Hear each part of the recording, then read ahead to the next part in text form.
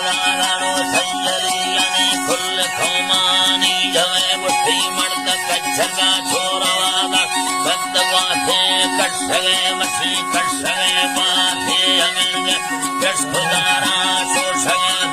बासुसागारो गीतगा तुमी हमिर्गार भगे इच्छनो नीला बिलबंधोगा थमल नीरे समय रहे रोशने गारो सारदार सेनागी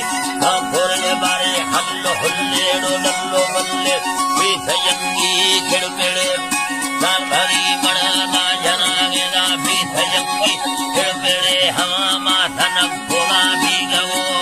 हर देगा पापुल्ले हाथ खा दुआया ध्यान नशा हर तो बेसरा में धोरे चंगा वक्त मुश्किल बच्चा खजा लवर्दिया भवे हे जमानाड़ो बादशाही में औषधोदान करे चलावे रीश पट्टेदागाड़ो फायदा छे खुदा हे मुराद फाड़ा पट्टुना खेड़ो मोरग सोहीला ने मोरग सोहीला ने दिखो हीला ने दिखो माथा नब्बवानी लगो हर दे फजाली सभी हलम जाए मुदार जित्ते इष्टानी सवार है पाचान निष्ठाने गने मशीनी थवे नखुड़ी सोले मुस्काली सोची हरी लट्ठवार वे नखुड़ी मिल साजना गरी चरगला खन्ने नवे चरगला खन्ने नवे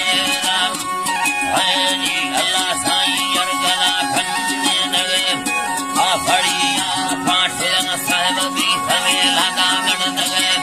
गढ़थल छाना कपूत का फुले ये दिया सरे मंगो दोस्तन अल्लाह साई गुल ये दिया सरे मना खोर फुला सुरो चमइंदा मसफा सुन्नी ने सोना मखे सुन्ना पिल लगाया बावरिया पानवे पिंडा हाड़दा बेगन सर फिर खुली बेगन सरे कांचरी दिया सी खमर फिरो फिर खुली बेगन सरे दिशे दिलो आए खंडाड़ो ब्या साहिब कहड़ सी भरे है बरोले हुस्ते सोना में खिनम मेरवे हवा मस्ते जा दगा कुंडड़ी यदे मोहरा या कगहे अल्लाह साई मोहरा या कगहे मेरे हमो दोस्ता कृष्ण हरि होदा था हिया थे जेनड़ी में पार थे रूमी भ्रातरा बिल्ले भले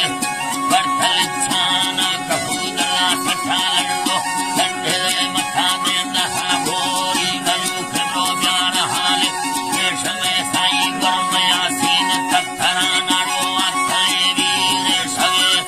दंगली भारती निशानी दस्तहीर थे चलवे गुठी दाथ गाड़ी हाल दायाड़ो पत्थरे नागी सरे उला दगे माले धनर सुरी दाथ राई दामर्द में दाथ राई मर्द में सबूबो हमें गाड़ी अनरा अबा हर कथे बिन्ना धरे खेड़ चक्का सो स्याहगे यहाँ मर्दरीश कच्छरे मड़ा यक्खे ओ झंडा झनागरी बरकथा फेदारगे रब थंदो आधे आनमरा फगे अलगा जसगे बिडो औलवोर फर्रा थगत काट फला बाग भल भरे बर्दडो डरिया बोनगे काश खानाड़ी दे अगर लजास हम यक्खा सहमथा हन्ना यने कुंडड़ी हल्ला शारगे निर्माती देला सोचे खन थे नगा थंगड़ खन थेड़ो तीर मशीन मेर बिठे बिठे बुद्धि मशीना बहुत धन मेरा रंग हंदेड़ फिरे भला स्वाफ जग थेड़ो भक्तरिया हर हर बवे